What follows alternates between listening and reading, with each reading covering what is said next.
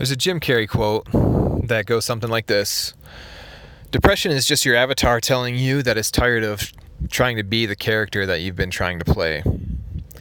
And if you've been trying to get your medical health advice from celebrities, you might be doing it wrong.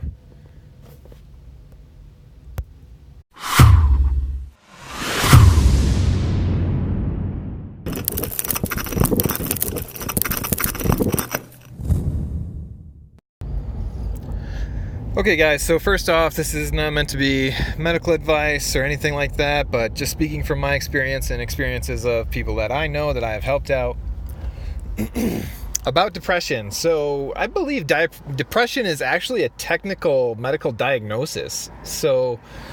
And I don't treat medical diagnoses or anything like that. I don't diagnose. All I do is support the systems of the body.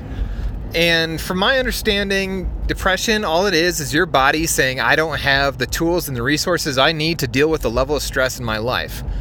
So that's interesting. And that means it's a nutritional based problem. And Dr. Darren Schmidt just talked about this recently, about how in Michigan, which is where I'm from, where he lives now, that they have a thing that I believe was coined in Michigan called seasonal affective disorder, which is basically during the winter months, people are depressed because there's not enough sunshine. And the sunshine vitamin is D3, which some people could benefit from supplementing. But in my opinion, a lot of doctors will give you way too much. They'll just be like, take 5,000 every single day. And the thing is, a lot of people can end up having a lot of problems taking that large amounts. One of my friends recently is a prime example. They ended up having headaches, muscle cramps, and fatigue, and those are all signs of way too much D3. There's more signs than just that, but I'm trying to talk more specifically just about helping improve your mood kind of deal. So there's a lot of herbal supplements I know of out there that can really help improve your mood. There's St. John's wort, which is probably one of the most famous ones. And it grows wild all over the place. You can actually find the little yellow flowers here in Colorado. I remember seeing them almost everywhere I've ever lived. I think I've seen them because they just grow everywhere like a weed. And they're very beautiful little flowers. They always look like they're covered in a little bit of wetness. They glisten so beautifully. But anyway, St. John's wort may help a lot of people. I don't usually suggest it because it could cause muscle tightness as well. And for that reason, I avoid it. I don't think it's the best one. However, holy basil could really help improve mood.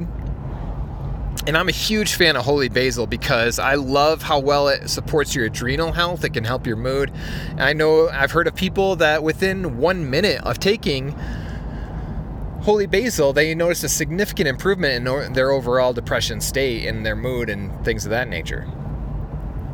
So the other thing is you would probably benefit greatly from vitamins and minerals.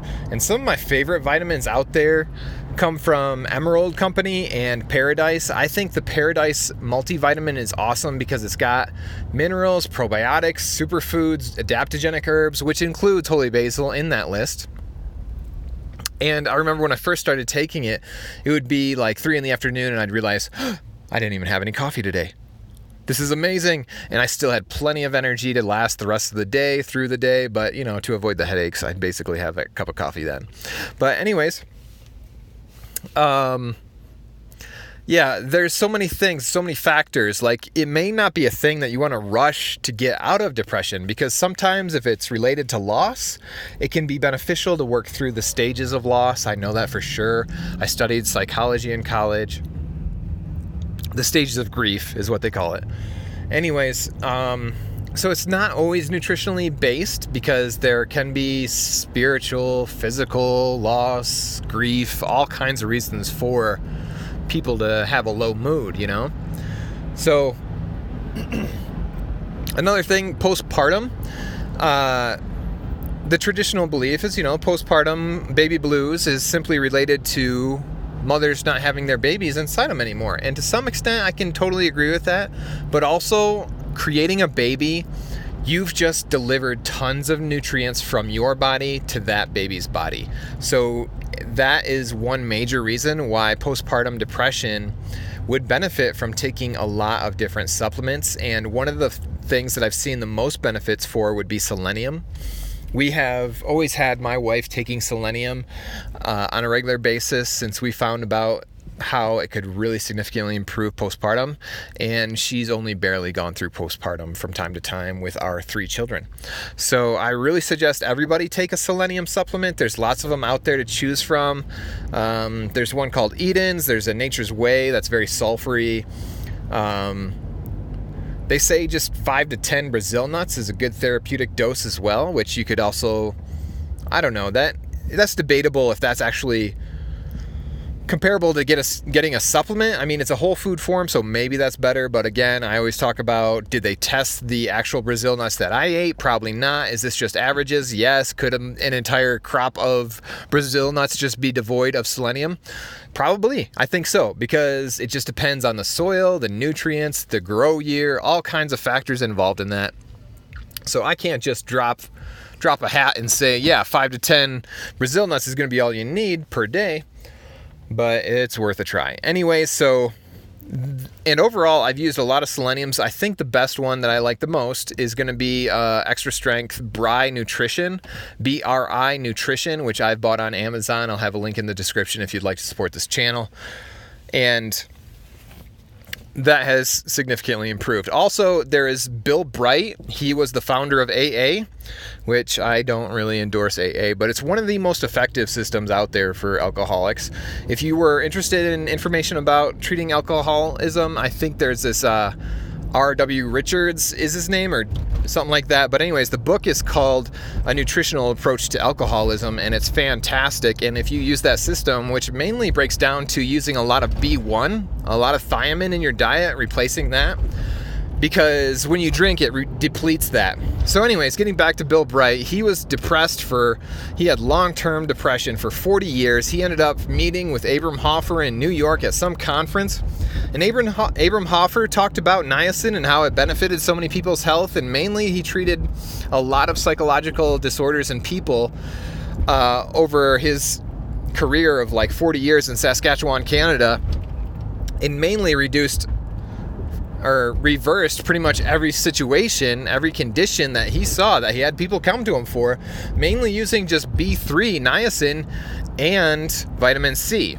So Bill Bright meets him, takes his advice. In 1 week, Bill Bright completely reverses overall his entire, 20, 30 year plus of deep depression just taking niacin. So I'm a huge advocate for niacin. I also saw a Mercola video recently where he talked about how good a detoxer it is. And, I made a keto video that was about low sex drive. Niacin can benefit that too, because niacin is the number 1 nitric oxide producer in the world, as far as I know. And there's people out there that are like dependent on niacin. If you know anybody that has any level of, kind of want to say mental health issues, psychological problems, all types may be benefited by niacin. So I would highly suggest you look into it. And a thing of niacin is only like $8 for 100 capsules.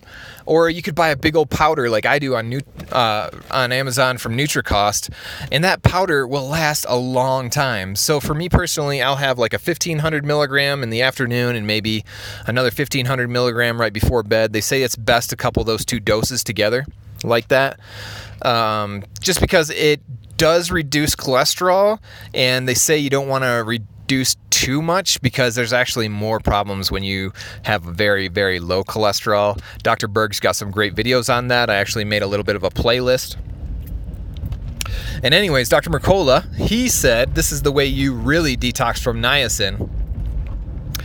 He said, take niacin, exercise for 30 minutes, and then get into an infrared sauna for 30 minutes or so.